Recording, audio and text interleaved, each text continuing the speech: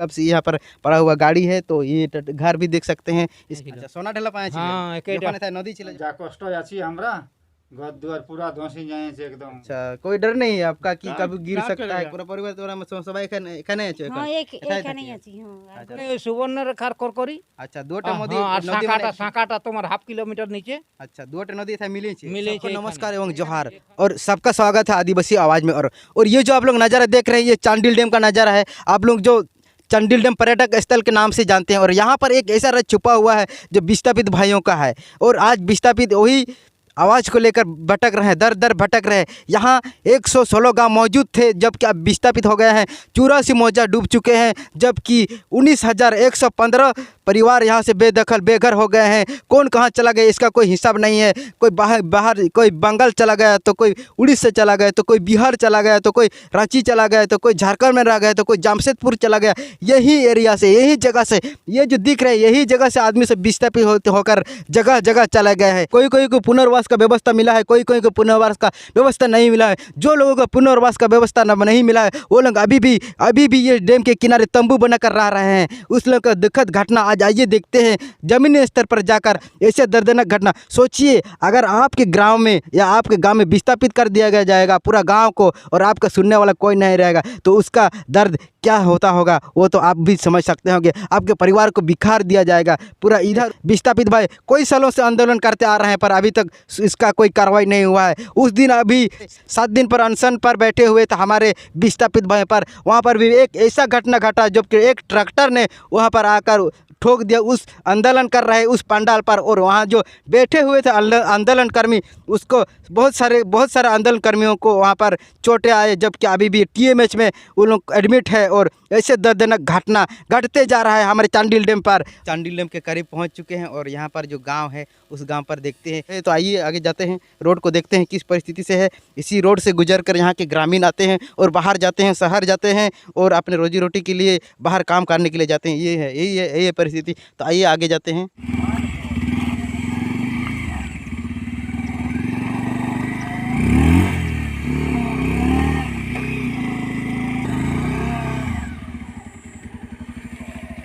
तो फाइनल हम लोग कालीचमदा पहुंच गए हैं डैम के किनारे में। और ये जो आप लोग देख रहे हैं यही कालीचमदा के किनारे में ये डैम है, यहाँ पर मौजूद है, स्थित है। और यहाँ पर एक ऐसे भी गांव है जो बसे हुए हैं टापू की तरह डैम के अंदर में है, जो चारों तरफ पानी ही पानी गिरे हुए हैं और नौका से आना जाना करते हैं। यहाँ के जो ग्रामीण के लोग हैं अभी भी उस तरह का जी 20 किलोमीटर दूर यहाँ से निकलते हैं, पानी से निकाल के फिर 20 किलोमीटर दूर यहाँ से मार्केटिंग करने के लिए जाते हैं। वो जो दिख रहा है इधर थोड़ा दिखाइएगा, उधर जो दिख रहा है वो पानी के अंदर में है, जो टापू की चारों तरफ से गिरा हुआ एरिया है, जगह है। और वहाँ पर अभी भी ग्रामीण बसे हुए हैं। यही देखेंगे आज हम लोग जाके वहाँ के ग्रामीणों को क्या समस्या है, क्या हाल है जब यहाँ चांडिल डैम बना नहीं था। या यहाँ पर जो एक ऐसा गांव था, आइए उस गांव के बारे में जानते हैं। यहाँ पर वैसा गांव था जो हंसता खिलता एक गांव था और यही गांव से होकर सामने से एक रेल लाइन था, पर रेल गुजरता था। यहाँ का लोग जो था बहुत खुश में था। इस गांव के सामने से होते हुए एक रेल जब गुजरता था तो सोचो कि कितना हंसता हुआ एक शहर जैसा गांव था यहाँ पर। और एक बात है, यहाँ पर एक ये जो दिख रहे हैं, आप कैमरा में थोड़ा इधर दिखाइए, ये जो दिख रहा है इसके सामने में जो बीड गाँव है, यहाँ पर एक ऐसा सोना जैसा पत्थर मिलता था जिस पत्थर से हमारे देश में दुनिया में लोगों को उस टाइम जो बर्तन नहीं था तो उस बर्तन में खाता था। जो पत्थर का जो बर्तन बनाया जाता था, जैसे कि गिलास हो गया, बर्तन हो गया, गिना हो गया, वैसे बहुत सारे चीज़ यहाँ के पत्थर से बनकर पूरा देश में जाता था। वही खनन जो था यहाँ पर डूब चुका है। और एक ऐसे सोना जैसे चीज़ डूबा हुआ यहाँ पर मिट्टी मिलता था। मिट्टी जो आप लोग जानते हैं ना, सफ़ेद मिट्टी, रेड मिट्टी, लाल मिट्टी, वही मिट्टी जो आदिवासी जो त्यौहार आते हैं तो सफ़ेद मिट्टी से और लाल मिट्टी से जो पोतते हैं, जो रंगते हैं अपने घर को, दीवार को, वही मिट्टी यहाँ पर दब चुके हैं इस चांडिल डैम में। वैसे बहुत सारे यहाँ पर सोना जैसी चीज़ है जो इस डैम के चलते यहाँ पर दबा हुआ है और आज उसका भुगतना पड़ रहा है यहाँ के लोगों को, बहुत सारे लोगों को। आइए देखते हैं यहाँ के दर्दनाक घटक यानी कि गांव का जो नज़ारा है आज किस हालत में है। और यहाँ की जनताओं को या यहाँ के ग्रामीण बहुत जगह पर विस्थापित होकर चले गए हैं, पर बहुत के अभी भी यहाँ पर है। किस तरह का जूझ रहे हैं, झेल रहे हैं अपने दर्द को या अपने दर्द को सह कर यहाँ पर हैं। टूटा फूटा घर में रह रहे हैं अभी भी। कब क्या हो सकता है कोई इसका किसी को पता नहीं है। डैम के किनारे जिसको पुनर्वास का व्यवस्था नहीं दिया गया वही लोग शायद अभी आज यहाँ डैम के किनारे तंबू बनाकर रह रहे हैं। उन लोग का घर परिवार कैसे चल रहा है देखेंगे आज। हकीकत में आज ज़मीनी स्तर पर आए हैं, इसीलिए इसका जो घटना है उसको जानने के लिए। ये हम लोग अभी ज़मीन स्तर पर देखने के लिए आए हैं, आप लोगों को लाइव दिखाने के लिए ज़मीन स्तर पर। तो कैमरामैन आगे बढ़िए। और ये जो आप लोग देख रहे हैं यही घर है, चामदा का घर है, गांव है। यहाँ पर अभी भी लोग मौजूद है, अभी भी घर सब है जो है, और यहाँ पर लोग अभी भी मौजूद हुए। और देख सकते हैं जब चांडिल डैम का जब जल स्तर बढ़ता है तो यहाँ तक पानी आ जाता है, और इस तरह से यहाँ पर घर टूटा हुआ है। जब ये जो दिख रहा है आपको टूटा फूटा घर है, ये चांडिल डैम का जब पानी जल स्तर बढ़ता है तो उसी टाइम यहाँ के जो लोगों का जो घर है, घर तक घुस जाता है पानी, और उसी तरह से टूटा हुआ है। पर यही घर पर रहते हैं, इसी घर में रहते हैं यहाँ के लोग जो मजबूर है रहने के लिए अभी तक। तो आइए बात करते हैं, ग्रामीण है यहाँ के, जो उनसे पूछते हैं, उसका नाम एड्रेस पूछते हैं। आपका नाम क्या है? क्या परिस्थिति है, क्या आप लोग किस तरह का सामना करना पड़ता है जब यहाँ का जो पानी बढ़ता है, ये जो टूटा फूटा घर है किस तरह से ये जब टूटा है? पानी है पानी। अच्छा, जब पानी यहाँ बढ़ता है तो बढ़ता है तो पूरा घर घुस जाता है। एक कमर 3 फुट जल है जल अच्छा, और जब पानी यहाँ जो घुसता है घर, तो तुम लोग कहाँ रहते हैं उस टाइम? वही स्कूल है। अच्छा, यहाँ पर जो स्कूल है, जो स्कूल के छत के ऊपर में रहते हैं। अच्छा, तो आप लोग को राशन पानी का जो व्यवस्था है, तो इतना दूर 20 किलोमीटर 30 किलोमीटर जो बाहर है मार्केट है, तो आप लोग कैसे आना जाना करते हैं? नौका।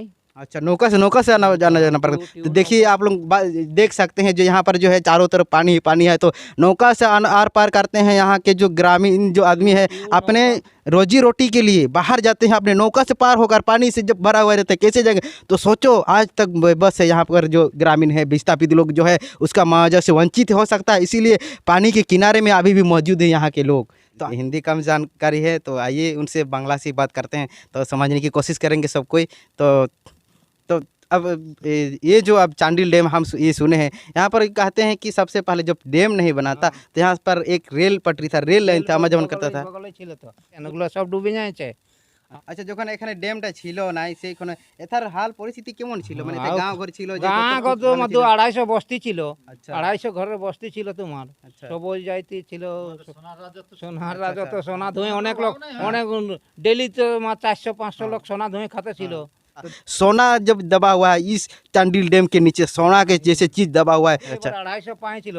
আচ্ছা, কালীচামদার মুড়া 250 একেবারে একটা ঢেলা পায় যাইছিল। আচ্ছা, সোনা ঢেলা পায় ছিল। হ্যাঁ, ওখানে তাই নদী ছিল, যখন নদী ছিল ওখানে, ওইখানে 20 বিডি হে, বিডি মৌজায়। আচ্ছা, হ্যাঁ, ভাই আছি 15 ভাই আছি আমরা, 4 ভাইয়ের 15 ভাই। আচ্ছা, একটাও চাকরি নাই। আচ্ছা, আচ্ছা, নদীটা যেটা ছিল আগে বলতেছি, যেমন দুদিকের নদী, মানে কোন কোন নদীটা যে এই পাশে এখানে সুবর্ণরেখার করকরি। আচ্ছা, দুটো নদী, আর সাঁকাটা তোমার হাফ কিলোমিটার নিচে। আচ্ছা, দুটো নদী এখানে মিলেছে এখানে। আচ্ছা, এখানে এখানে এই যে দেখাচ্ছে এখানে, হ্যাঁ এই দেখা, এই যে গাছটা সিধা। अच्छा, এখানে দেখো বর্ষা আছে। तो आइए देखते हैं यहाँ के एक विस्थापित भाई बहुत मेहनत कर रहे हैं, कड़ी मेहनत कर रहे हैं अपने रोजी रोटी के लिए। तो आइए देखते हैं, जानते हैं इसी घर पे जो दिख रहा है ना, विस्थापित की डैम के किनारे में है। तो आइए कैमरामैन आगे बढ़े, आइए देखते हैं। इधर एक यहाँ पर विस्थापित भाई है जो यहाँ पर बहुत मेहनत कर रहे हैं अपने रोजी रोटी के लिए। तो आइए जानते हैं, इनसे परिचय करते हैं। और পয়সা পাতি পাওয়ায় না, এই জন্য আমরা গাড়ি চুকা এই সব বোনা আছে, বুঝলেন, পেটের জ্বালার জন্য। এই জন্য আমরা ইহা মাটির কাজ করি, কুমার ওঠে, বুঝলেন। अच्छा, पैसा जैसा पाँच ना नहीं विस्थापित না আমরা পয়সা কম পাইছি, একদম আমরা তো আমার লাল কালা সুদ্ধা নাই হয়, বুঝলেন। ড্যাম ডুবি আমরা বহুত জলে ডুবি যাইছি একদম, তোমাকে দেখছো না, একদম যা কষ্ট আছি আমরা, ঘর দুয়ার পুরা ধসে যাইছে একদম পুরা, বুঝলে। अच्छा, তোমাদেরকে পুনর্বাসের কোনো ব্যবস্থা नहीं माने? না না না, কোনো না। तो ये तो हुआ डैम के किनारे का नज़ारा। तो और आइए जानते हैं, देखते हैं रोड का किनारे, इसका जो ये गांव जो है, इसके गांव का किनारा, गांव का नज़ारा देखते हैं। आइए देखते हैं इस गांव का नज़ारा।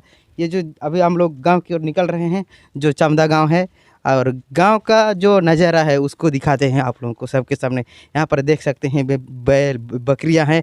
यहाँ पर ये घर जो दिख रहा है टूटा फूटा घर, यहाँ पर पानी पूरा घुस चुका था, और इसी के चलते यहाँ पर पूरा ये जो घर दिख रहे हैं, ये घर टूटा हुआ है।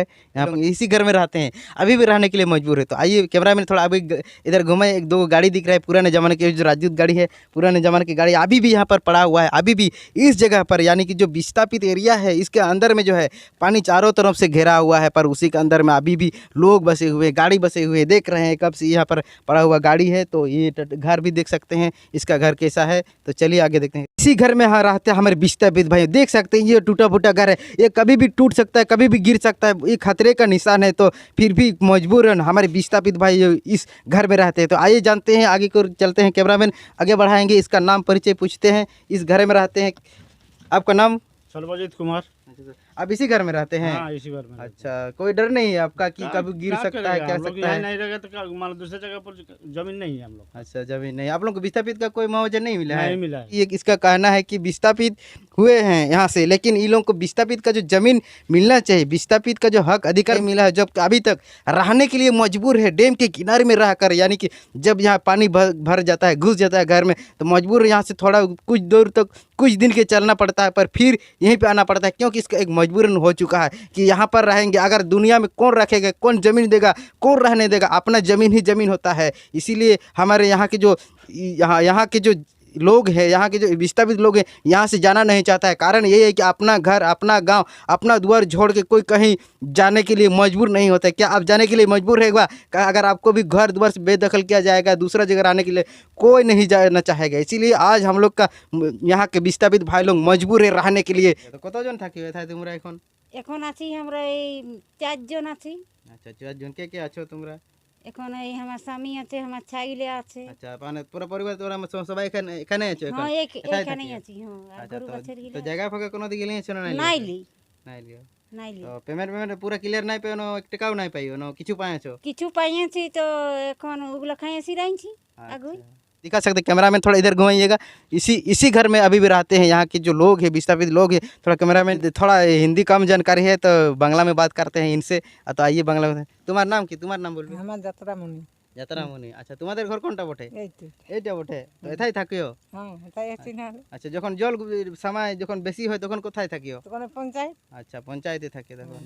আচ্ছা, তো তোমরা ঘর এটাই কোনো দিকে জায়গা জমি নাই লিও? নাইলি। তো পয়সা পাতি পাইছো কি নাই পাইছো বিস্তাপিত? নাই যাই হতাই তো। আচ্ছা, পয়সা পাতি পেমেন্ট 1 টাকা নাই পাইও? নাই পাই। দিয়েছিলেন তো আগে বুড়া পুরকা গিলাকে দিয়েছিলেন কম কম। আচ্ছা, কম কম দিয়েছিলেন, মানে পুরো ফুল পেমেন্ট নাই দিয়েছিলেন? এই ঘরগুলো নাই দেই, ঘরগুলো। আচ্ছা, কতজন থাকি এটা এই ঘরটাই? আমরা 5-6 জন। 5-6 জন থাকিও? আচ্ছা, মানে পুরো পরিবার থাকিও, সবাই থাকিও কি? আমরা পুরা পরিবার। अच्छा, और व्यापार। तो देख सकते हैं आप लोग यहाँ पर मजबूर है रहने के लिए, इसी घर में रहने के लिए। कैमरामैन थोड़ा दिखाइएगा। इसी घर पर रहने के लिए हम लोग का जो विस्थापित भाई है रहने के लिए मजबूर है, क्योंकि उसके लिए ज़मीन नहीं है। अभी तक उसको पुनर्वास का व्यवस्था नहीं दिया गया है या तो नहीं मिला होगा।